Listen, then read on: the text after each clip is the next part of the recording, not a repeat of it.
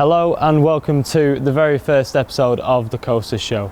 In this episode we chat to Craig Marn about all things AFC Fylde, we walk and talk with Luca Thomas who discusses his start to life at Mill Farm, and we put four of our AFC Fylde women's sides to the test with a game of lies.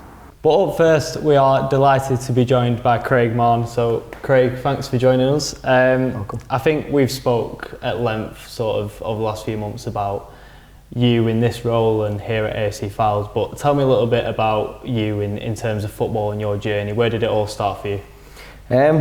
Being brought up in Dublin, I was just born with a ball at my foot. My dad played Sunday League, and my mum, before I was born, used to play for Ireland's women's team. So she was actually the one that was one of the better ones around her area, and it still is now. She still got that competitiveness about her. But yeah, my mum and dad were just mad football fans. My dad's brother obviously had a good career, Alan Mann, who played for Wigan, Blackburn, Burnley. And then my mum's brother's son was Andy Reid, who was at Forest, Sunderland, Tottenham. So I've been very fortunate enough to be brought up in a football mad family.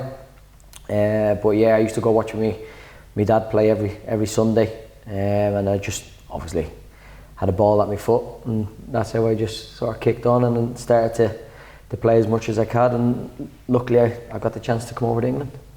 And obviously you've become a head coach at still a relatively young age.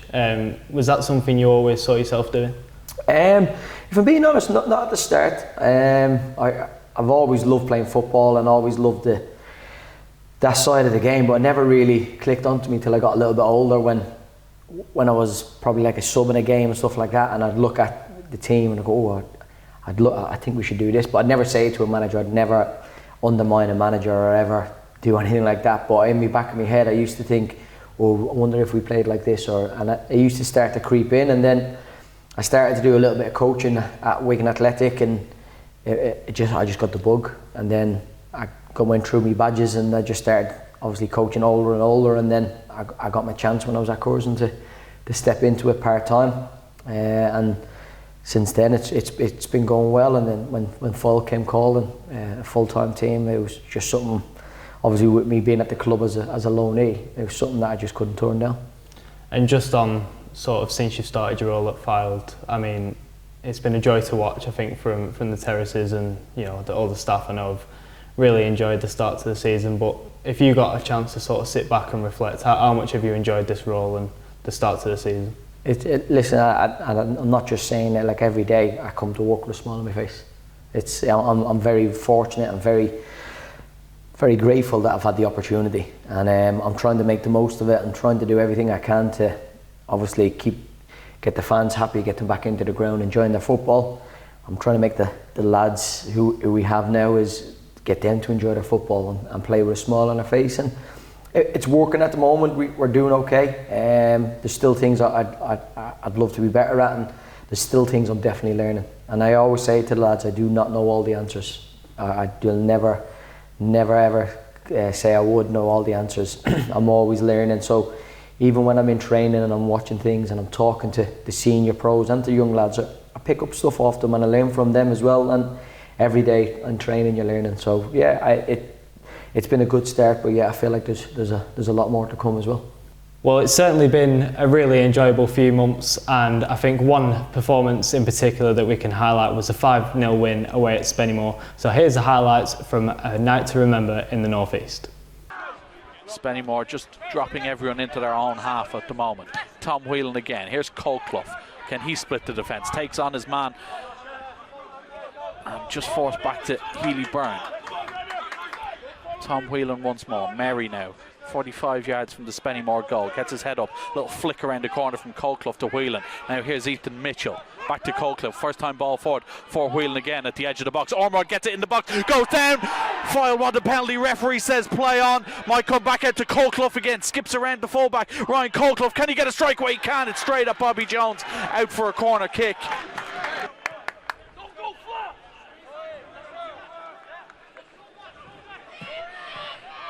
South Shields have taken the lead at home to Scarborough after 19 minutes. And the other top of the table clash in the National League North. Still scoreless here Approaching 20 minutes on the clock. Mary in the centre circle. Corey Whelan to his left.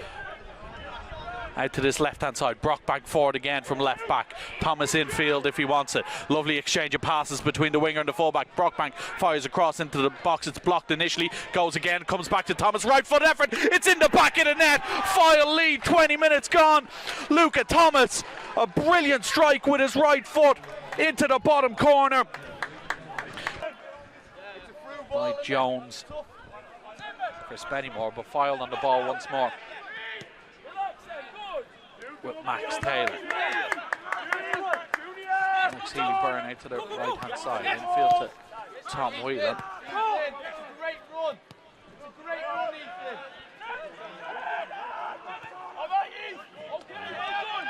Again, Fylde just knocking it around, no real tempo or urgency to their play, just as of yet at the moment. Spennymoor allowing to be having the ball under no real pressure as Taylor steps forward into Whelan. Little ball around the corner from Mitchell, who shifts it on further to the left hand side. Here's Brockbank and now Luca Thomas. Mary into Thomas again, nicely worked.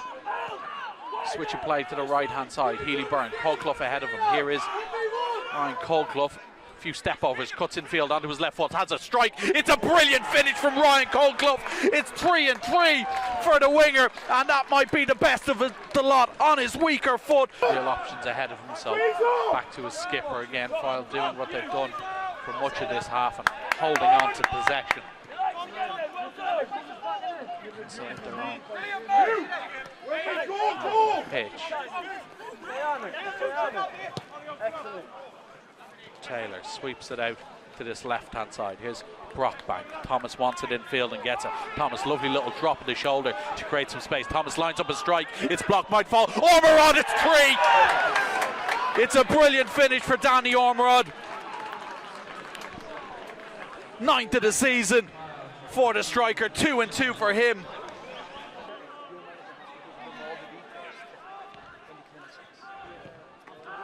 Brockbank up towards Luca Thomas. Merry now out to the right hand side. Taylor has some space and now Colclough forward, and Colclough gets his head down and drives into the Spennymoor half, gets his head up, cross in towards Ormerod. Ormerod gets his head to it. It's 4-0.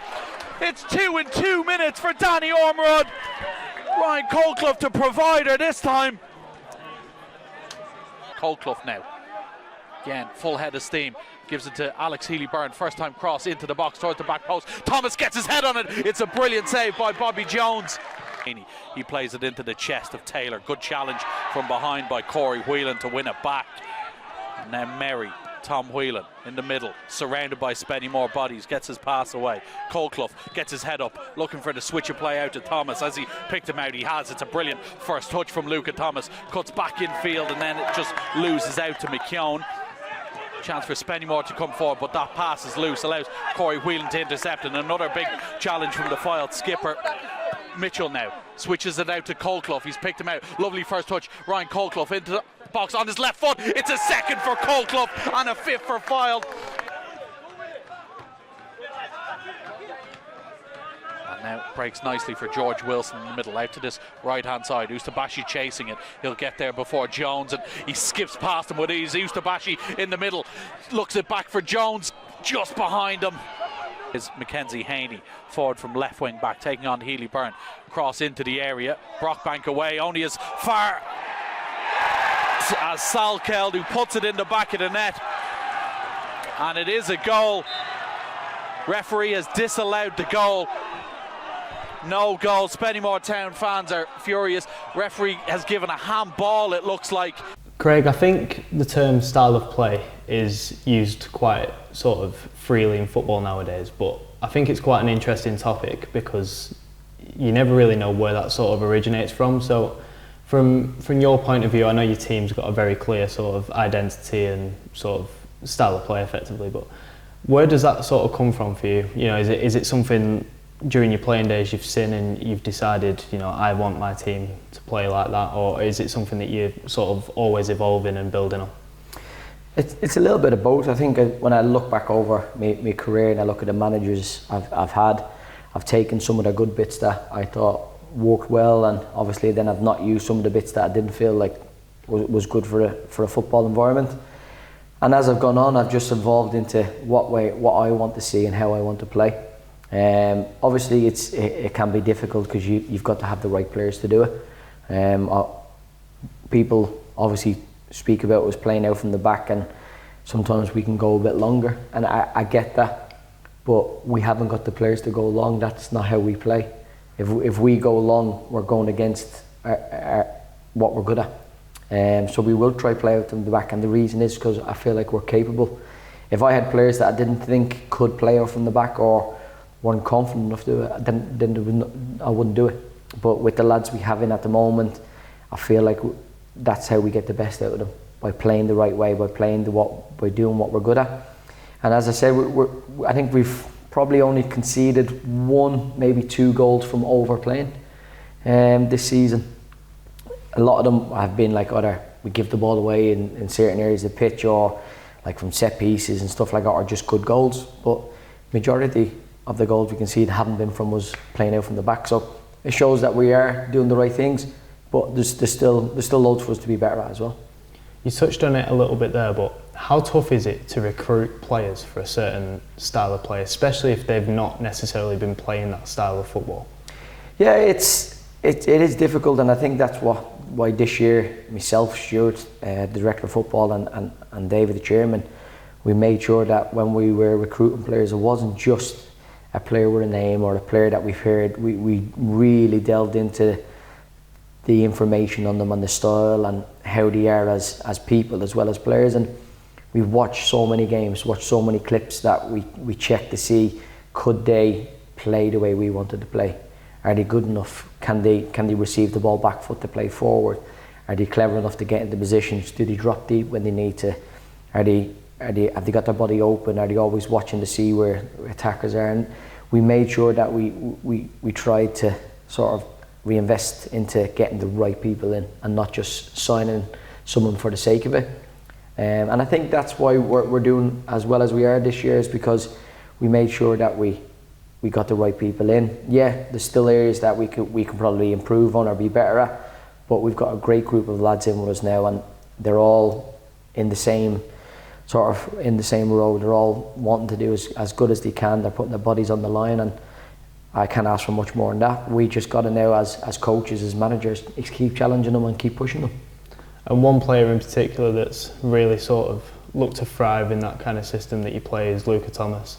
I know he had a really tough time sort of a bit earlier in the campaign, but just from your point of view in terms of on the pitch, how much has he been sort of a joy to work with? Yeah, even before what happened with Luca, he was an absolute pleasure. When he first came in, he played against Bamber Bridge, and he was unbelievable. No one knew his name, he didn't know anybody's name, and you could just tell he had something special.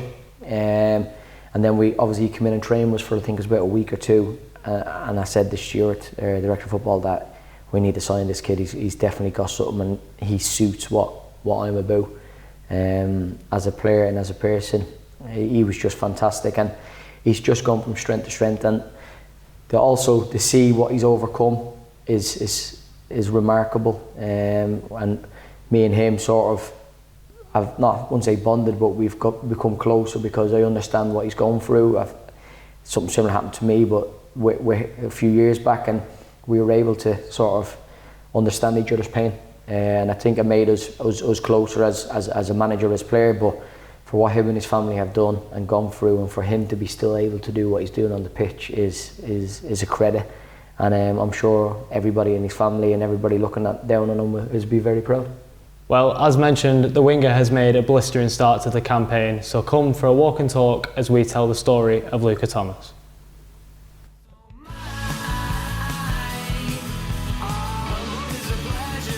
Comes back to Thomas, right foot effort, it's in the back of the net. Luca Thomas, a brilliant strike with his right foot. Luca, thanks for joining us. We've asked you to take us on a trip down memory lane and tell us a bit about your journey into football. So the first place you've brought us is Platt Lane here in Manchester. Explain to me a little bit about what this place is, what it means to you, and your sort of memories of this place. Yeah, so I was here from the age of 5 till 10, I think I was. Yeah, it was massive at the time for me. The pinnacle sort of start to my career the way I am now. Yeah, I really enjoyed it. Like I said, but I've just come here now. I've not been here for 10 years, and all the memories are just flooding. It was lovely to see. So you was obviously here with Manchester City. Tell me a little bit first off about your sort of background. I know you mentioned that your dad had featured for City, and obviously that's had a lasting impact on your decisions and, you know, being here in the first place. So tell me a bit about that. Yeah, my dad was here like in the early 90s. Funnily enough, he used to train the pitch behind us now, which is weird as well to see. I never got to see it, unfortunately, but I would love to have seen it. But no, someone like him in my family was great to have, and it was a weird situation, obviously, me coming into City as well, because it wasn't necessarily through him. It was just because of how well I was doing when I was at the age of 4 or 5. That a scout was close by near me in Bolton, where I used to play for. Yeah, that was good as well. So then, tell me a little bit about sort of the people that you would have been playing with whilst you were here. Obviously, still very, very young, but who were the sort of names that you remember? No, I've got people like Rico Lewis and like Nico O'Reilly as well. They were both my age. Obviously, we all know where they are now. They've kicked on quite well, but like I say, even where I am now, it's not as if it's like the wrong career path. Everyone has different career paths, but yeah, it was lovely to see obviously how well they're doing. Obviously, I've known them for a long time, so that's really good. And we spoke a little bit about this off camera, but during your time sort of here and at those ages, you know, there was a quite a big thing in your life that happened. Just tell me a little bit about that. Yeah, I was diagnosed with type 1 diabetes at the age of 7, so I was 2 years into my time here. Yeah, pinnacle point in my career. I didn't fully understand it at the time when I was diagnosed. I just wanted to crack on with my football. That's all I cared about at the time. I didn't realise how much of an impact it was having over me until it was happening in the moment. But my dad was so good with that. Like, the support that I had in my family, with everyone around me, they were just on it like it was something new that we didn't really expect at all. It just sort of happened, but we dealt with it in that moment. Obviously, up to now, it's clearly worked really well. Just finally, then, this place, you know, as you say, a lot of big things in your life happened whilst you were here. How much do you look at this place and sort of remember it and feel like it really played a part in, you know, where you are today? Massively. I think these type of places, for everyone, like it was a start. You could tell it was going to be the start of something, and I'm glad it was, because I had a lot of memories here, even with the lads I just mentioned. Then, like, it was some good times there as well, and I'm glad I had them, and it was really, really good. Yeah. You've brought us to Ellen Road. Tell me a little bit about how you all sort of started here and, you know, your development here at Leeds United. Yeah, obviously I was here for 4 years. It was a new environment for me. Obviously, coming from Man City for 10 years, it was something different. But I thought I'd give it a go. And that first year, I think, was the best I could have done, especially personally. I really enjoyed it. It was good. You obviously achieved a lot here. I think you were the first player to score in 10 consecutive games in the under-18s Premier League. You must have felt somewhat, you know, that the confidence levels must have been going through the roof playing for such a big club and performing so well. Yeah, no, I really enjoyed it. I think at the time, at the start, I was struggling a bit, just getting used to the fitness side of it. Obviously, under Bielsa, at the time, I wasn't as fit as I'd like to have been. But once I got into a rhythm, like I say, when I started that first goal in the 10, I was just on a rhythm completely. And it's a shame, because when I did it on the 10th game, I got injured, so it's not as if I had the opportunity to do it on the 11th game, which I was fuming about. But no, I enjoyed it. It was really good. I'm really happy with it. And tell me a little bit about sort of the group you were playing with. What were they like to be a part of? Great group of lads. I still talk to them now. Obviously, I was there for 4 years, so I made some great lads. Great lads to work under as well. That's what you need as well. Especially, like I say, my first year there, it was easy getting into it. I wasn't the most outgoing lad, but they made it so easy for me to come in. And just finally, this place, obviously, Ellen Road, it's a really iconic ground for this country. Just what was it like sort of walking out and playing here? Yeah, I played here with the 21s there was 3 years after I'd been here in the playoffs. Crazy. Even fans coming to an under 21s game, the fans that you'd expect going to a first team game. Do you know what I mean? They were loud. You got kids screaming like mad. You got fans going mental, and it was what you needed as well. And it helps going into that first team environment, that sort of understanding of what it would be like. And that was really good. Yeah, I really enjoyed that. Obviously, during your time at Leeds, you would have worked with some pretty high-profile people. One being Marcelo Bielsa. Tell me a little bit about him, because obviously his name is renowned across football. But what was he like to work with? Crazy. Yeah, he was a madman. Especially that first year as well. I started, like I say, I was doing really well with the 10 goals. It allowed me a few times to go up and train with them, but sometimes when you go up and train with them, it's not always to train, it's sort of be used as mannequins. But it was a good experience to know what it was. That was the first time knowing what professionally in a first team environment was like, and it helped massively. And I know a lot of us did go up at times, and I went up quite a lot, and I really enjoyed it. Even though it was a bit like nerve-wracking at times, I really enjoyed it. And even though sometimes you go up to do not much, just to be around it, or like a substitute in a way, sometimes it was quite crazy. But I really enjoyed it. It helped massively, and it helped the few years I was there, like growing as a professional. Did that teach you sort of what it takes to be a first team professional, and what someone like that demanded from his team and his players? Yeah, 100%. Like, obviously they just come off the back of being ninth in the Premier League, so doing your best in front of someone like that, you need to be on it. Yeah, like I said, I'm just thinking about it now. It was how crazy it was sometimes, and I really enjoyed it. But under someone like him as well, you need to be on it, and it did make you think like this is what it's going to be like, and it was good, especially when we were young as well, only 17, 18 some of us, so it was good to get that experience, definitely. And I know you played in some pretty big games. You spoke when we were just walking up about a final here in front of sort of 10,000-15,000 people. Does that sort of give you the platform to know that you can go and perform on the biggest stage, and making that transition from academy into first team football, you're ready for that kind of situation? Definitely, it's what you need as well. Being that young, being able to play in a final like that. Obviously, I didn't start, I came on, but it was a great experience. You need to be playing in front of fans like that, especially at a young age.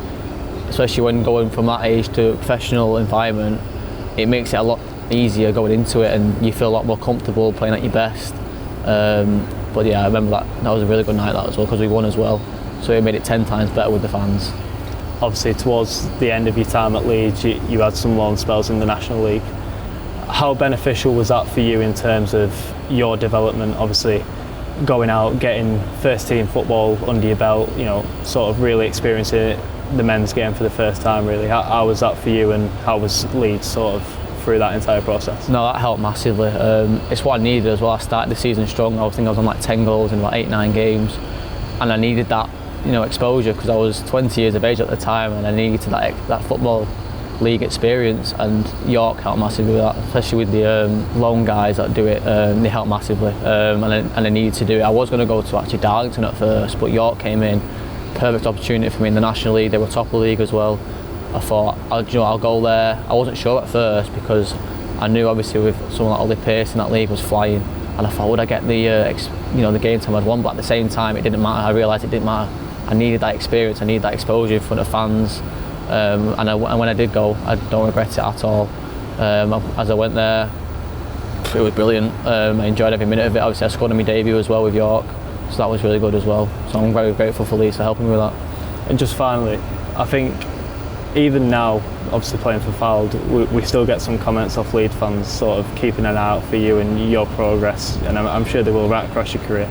Did that sort of make you realise how big of a football club this is, in terms of, there is people that will look out for you now forever? The fact that you've worn that Leeds shirt just, a handful of times in this stage, and many times sort of across the country, that you're already sort of engraved in that history now. Yeah, that makes me really happy. That it's not even the fans as well. Sometimes it's the staff here. Like, I still speak to some of the staff as well. They've been absolutely brilliant with me, even coming away from Leeds. And yeah, the fans, like I say, about the fans, they're absolutely crazy here. And I think when, like you say, if that's what's happening, I didn't realise that was going on. But if they're showing that love, I'm glad they are, because it shows that I've done really well here, and I've implemented the way I do things here. So it's lovely to see that, definitely. So we've obviously covered quite a lot of your past in terms of the really long spell at City, and then a really good few years at Leeds. So then coming on to your time here at Mill Farm, first of all, coming in on trial, what was that like, and your first few weeks here? Yeah, it's never easy coming on trial anywhere. You've got to implement a different style, a different way of playing, but that Bamber Bridge game I thought really helped me. I actually turned up there thinking I was playing as a 9, but I came on as a 7, but I actually preferred that. I think with the gaffer, the way he plays, it implemented my style really well, and I just fit right in, I thought, and obviously the goal helped as well. It helped with my confidence, and I actually was really happy that I came on in the end, because I wasn't coming here thinking I was going to come here. I just thought I'd get minutes, but I'm really happy that how it turned out in the end. When clubs go to sign a player, obviously it has to be the right player for the club, but it also has to be the right club for the player. What was this? Why was this the right club for you? I think you said it perfectly. I think the way the gaffer plays, it's more or less the same way I like to play. I like to get on the ball, I like to keep it simple, I like to dictate, I like to play with other players around me, I like to come in a lot, and that was everything the gaffer said to me when he messaged me, and I couldn't say no to that. As much as I was looking for somewhere to play as a 9, I'm actually really happy that he's brought me and put me as a winger, because I think, like I say, I've implemented the style really well. And just on this place, you've obviously scored quite a few goals already this season, especially this end in front of the North Stand. How much have you sort of enjoyed your time here so far? No, brilliant. It couldn't have gone any better, I thought. I was worried at first because, like I say, it was something different, and I'm not comfortable sometimes with new things, but I'm glad it's gone the way it has, and scoring at this end with the fans this side, it makes it 10 times better as well. And just finally on this section, the time of recording, I think you're on 18 goal involvements. It could quite easily be 20 by the time this goes out. Just how impressed have you been personally with your own form, and in a way have you sort of surprised yourself in how well you started? Yeah, I'm really impressed with myself. Like I say, I'm also surprised as well, because I've never had that many assists in my life. Never mind, I've had 9 assists now, and I've never had that many assists in like the 10 years I played football. So no, I'm really happy with the way I'm playing at the minute. Hopefully I can keep that form going, and long way to go yet, so hopefully I can keep doing it.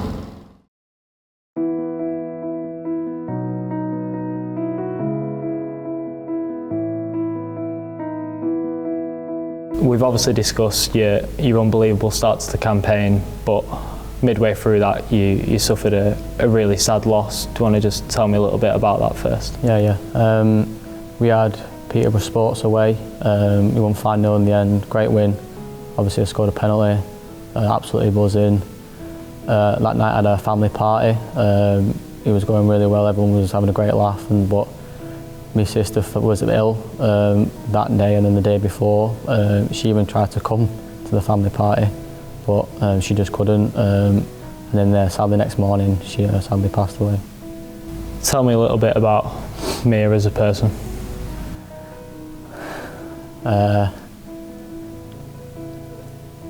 One of the most supportive people I know. She loved going on about my football.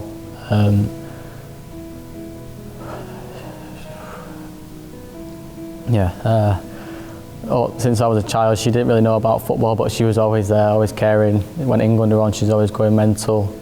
She's one of the most caring people you ever meet. She's full of energy.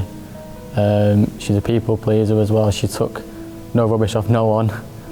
She owned herself, and that's one thing I liked about her.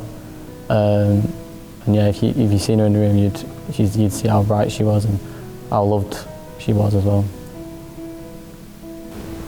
A couple of days later, we had Bamber Bridge at home. Talk me through that week in terms of, first of all, the decision to play, and then the support from Craig Marn and everyone here at the football club, and then finally going on to scoring and that feeling of probably relief, but just explain that sort of feeling. Yeah, the club have been absolutely brilliant with me that week. Gaffer messaged me next morning saying also, he was letting me, he was being really kind to me. He was saying, listen, if you have all the time off you need, we're here to support you. And then, but I realised, I couldn't stop. I know my sister wouldn't want me to stop. I felt really strong at the time. Obviously I was struggling, but I felt like I had to do it. No one ever forced me to do anything. Obviously the club never did, my family never did. They said, if you think it's right for you to go back, you do so. And I felt like it was right, otherwise I didn't want to be soaping about.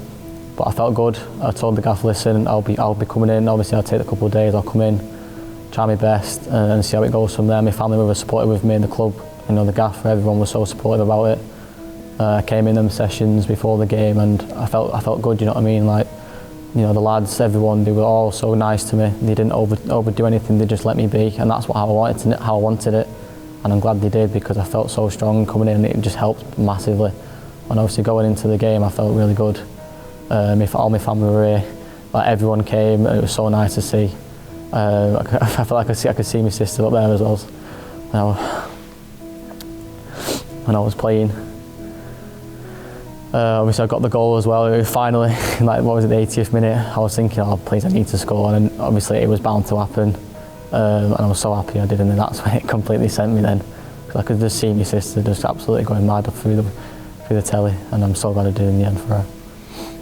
How special of a moment was that for you, seeing all the lads come over, and how nice of a feeling was that? Yeah, no, brilliant. You could see how supportive they were with me. Like, I think that just showed, you know, I felt so comfortable playing with them and being around them because that's how they were, and it just felt so good that they were all there for me, and it just made it 10 times better. And obviously coming off as well, Gaffer, everyone were just so good with me, and honestly it was the best thing I could have done.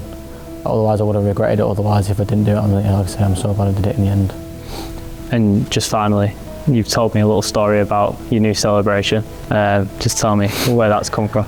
Yeah, she over the years she's always told me to do the M. I was thinking, wow, I would never do the M for you. Like, you're my sister, do you know what I mean? It'd just be a bit odd if I just happened to do the M. I thought, I can't not do it now, obviously. It's I need to do it. Yeah, she'd always pet me about it. It was quite funny, to be honest. I just said, no, I'm not doing it. Obviously, I don't mind. I'll do it every single time now if I remember anyway. If there's a camera there, I'll do it.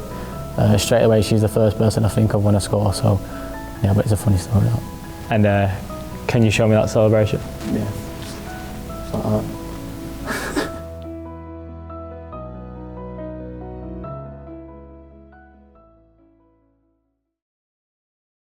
Now, one thing that I think sort of coincided with your arrival at the club was the fact that we really wanted to make this football club feel like a one club sort of feel, and really emphasise the fact, you know, we've got a really successful women's team, really successful academy.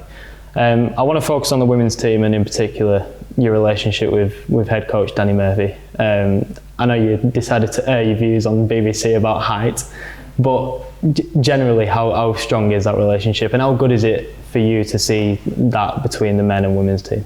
Yeah, me and Danny have a great relationship. We joke about, but in all fairness, he's done a remarkable job. To go unbeaten so far this season, and the dominant displays, and how well the women's team are setting up, and not just the first team, he's starting to build underneath as well. He's doing a fantastic job, and yeah, he's been really good to deal with. He claims he's Irish, which he says he has a passport, but I don't believe him.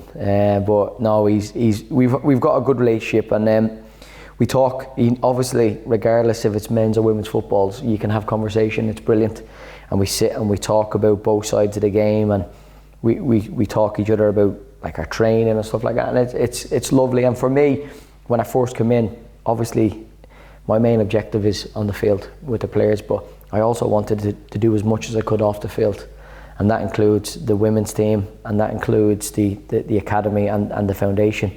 I want to try bring it all together as one. And my relationship with Danny and my relationship with Delph and the foundation has become stronger, because I've tried to make everybody, and I've tried to be a part of everything that they do as well, because I don't want it to be different fragments of the club. I want us all to be together. We've all got the same badge. We all want the best for the club. And yeah, at the moment, everybody's doing really well. And listen, hopefully Danny can continue on what he's doing, and I'm sure he gives me some stick when I'm not around as well. But yeah, we try to help each other, and yeah, it's a great relationship, and I've really become really good mates with him as well. Just on the women's start to the season, from a footballing point of view, no matter level of opposition, what league, what competition, how good of a start is that to go? I think it's 14 games now. I think they've won 13, drawn 1, scored 70 plus goals. That's got to show a sort of a real mentality to go and do that. Like you said, whatever sort of opposition you're playing against. Yeah, I'm disappointed that they drew 1. It's just he's let everybody down, really. No, it's fantastic, and it speaks for itself. I know you put a lot of stuff out about how well the men and the women's team are doing, but for what the women's team are doing, as you said, going up against, it doesn't matter who you're up against, and even if it's an easier opposition, that becomes harder because your standards can drop, you can become complacent. But obviously Danny has a mindset, and he's built a mindset into his team that they go out to try win every game regardless of who they're up against, and it's fantastic. And listen, hopefully he'll go and break some records this year and cement his little place in legacy. But he's doing a fantastic job, and every member of the women's team, the coaching and the players should be really proud of what they're doing so far. And hopefully it continues, and hopefully the club can continue to grow off the field as well for the women. Well, there's plenty of character within that AFC Fylde women's side, so we took a trip down to training and put them up to a game of lies. Here's how they got on.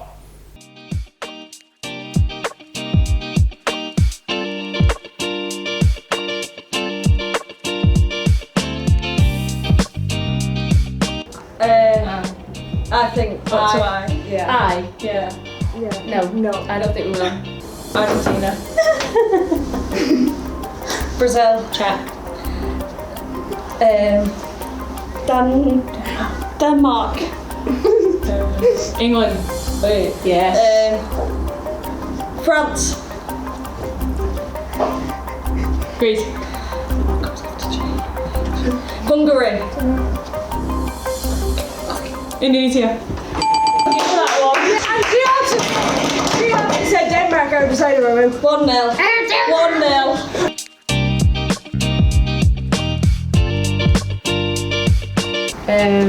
What do you think? I think J. No chance. J. Nah. What's before J? No, actually F. F. What's Yeah, F. Yeah. F. Yeah, we can. G. No, we can't. G. We've said G. We can't higher than that. G. Is that? Okay, no, yeah, yeah, we can go. Yeah. Oh, we'll go H then. Alright, go I. No, we're not going higher than that. I. Yeah, that's us. What's after I? Okay. J. No, it's not. Hi, J. Oh, no, I can only get to I. I can't do a J. Can you do a J? No, we can't do J. I have one for J. Okay, we're going to do J. Yeah, let them have it. Alright, what do you think you're lying? I think you're lying. Arsenal. Bournemouth. Bournemouth. Chelsea. Durham. Everton.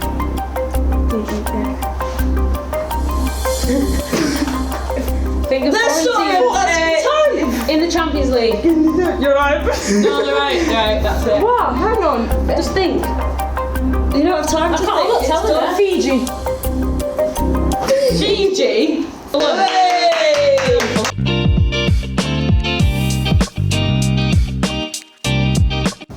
Oh yeah. Oh. Go on. K. Yeah. Okay. L. M. P. O is before P. O is before P. N's before N L O P. S is after S. Q. Yeah, Q. Right, we don't. Do you know you've got 30 seconds? Yeah. Amy. Beatrice. Catherine. Dorothy. Evelyn. Francesca. Grace. Harmony. Yeah, no, it takes me half to Jackie. Catherine. You said Catherine? Yeah, there's two ways. Lisa. Molly. No, they Where's should your Nancy? Oh my god!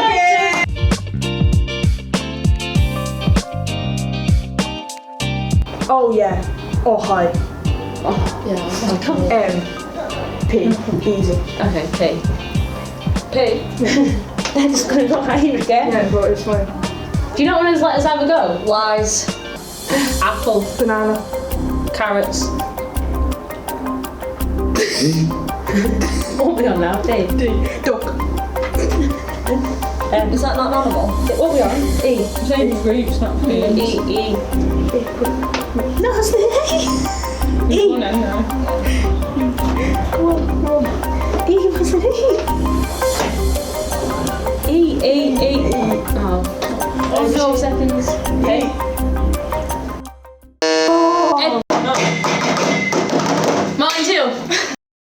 Now here at AFC Fylde, we know plenty that we do wouldn't be possible without our amazing sponsors. So every episode we'd like to highlight one of the commercial partners here at the club. So up first, here is everything you need to know about Breck Homes.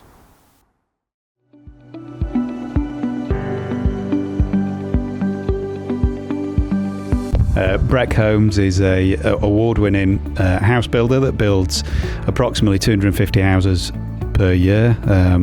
We work with communities, we work with housing associations in order to deliver the best possible product for our clients and new purchasers of our properties. As a business, Breck is passionate about giving young people opportunities. As an example, one of our sites in Preston, which is very close to Fylde, we do career fairs. We work with the council and local bodies around there to actually encourage young people into construction. Currently on the site, which we're building 102 affordable houses, we've got 12 full-time apprentice joiners, we've got 6 bricklayers that are on there as well, and we've got some plumbers, so really investing in the future, that's what we want. We've got a good young assistant site manager on there as well, who's going to hopefully come up through the ranks and progress all the way to being a fully fledged site manager.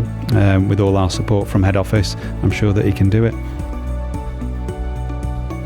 I always say to all the staff, it's a bit of a family community. I've known the people for up to 20 years. As a business, we've only been going for 5 years, but in previous companies, we've all worked together. We all know each other, and we encourage that sort of family spirit. Gareth, again, being one of them, he's fantastic site manager, and he's producing an award-winning site. Yeah, well, I've been in the construction industry for 25 years, site management for the last 10 years, a range of companies, and now I'm here with Breck, building social houses. We're actually in Preston at the minute, Cotton, building 102 social units. The business is very ambitious, probably a bit like Fylde as well. That's why we're key partners and sponsors of the club. We've just opened up an office in West Yorkshire in Leeds. We've secured 4 sites over there for about 300 houses, which are going through the planning system. So big expansion into Yorkshire, continued growth in the northwest, aiming to take us from 250 houses a year to 500, and long term we'd like to push for 1,000 units across Yorkshire and the north. So we'll come and work with us. You can come and contact us on the details below.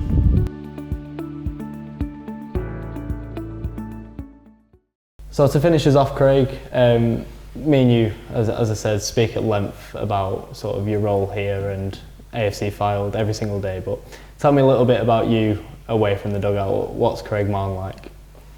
I think if you ask me, assistant manager and the goalkeeping coach, and probably everybody downstairs in the office is a nightmare. Listen, it's hard to critique yourself in this, but I'm just energy.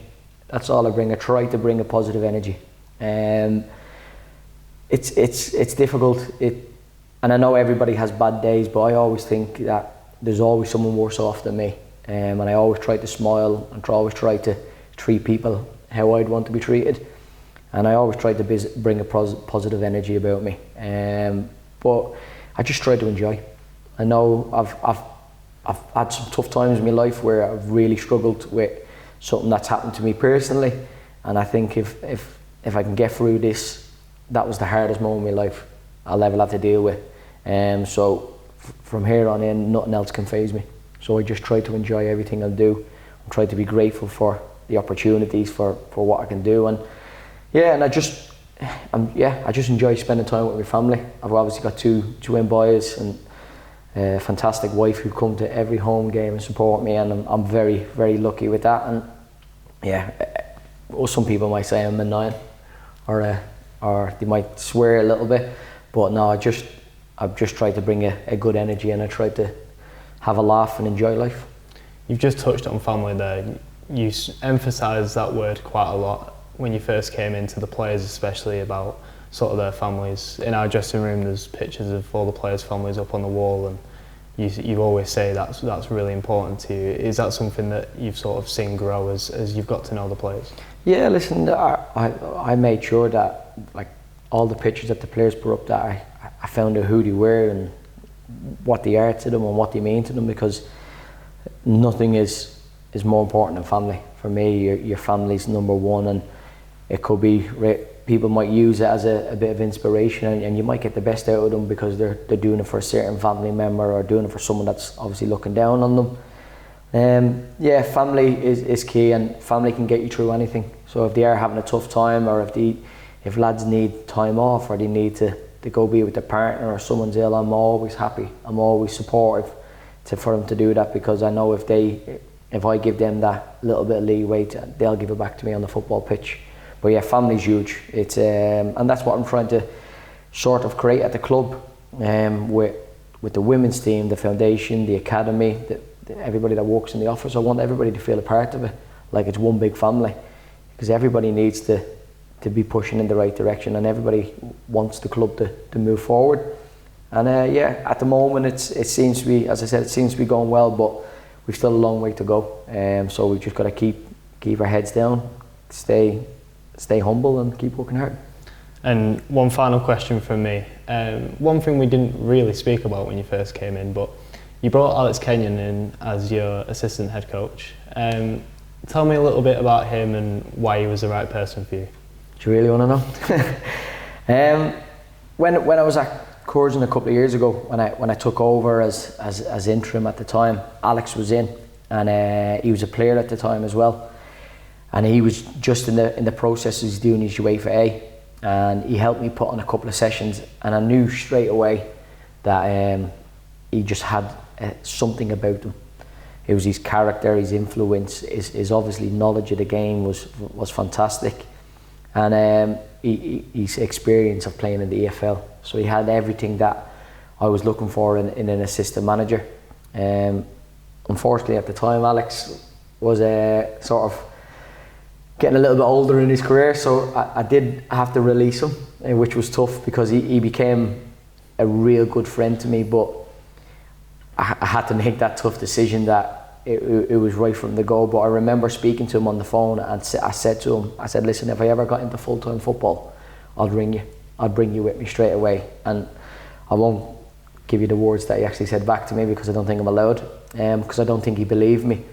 But I knew as soon as I got the phone call off Fylde, and when I spoke to Stuart about who I can bring in, I knew he was the man for the job, and it's been the best decision I've made.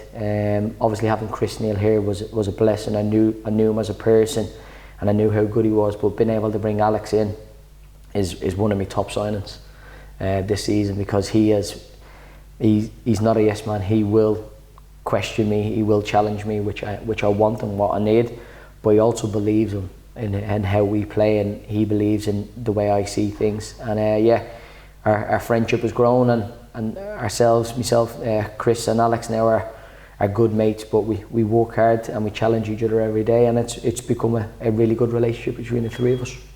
Well, that's a wrap for the first episode of the Coasters Show. Thank you to Craig for joining us, as well as Luca and all of the women's side who got involved in the first episode. You can catch exclusive content and pre and post match reaction from all AFC Fylde games here on Coasters TV. Up the Coasters.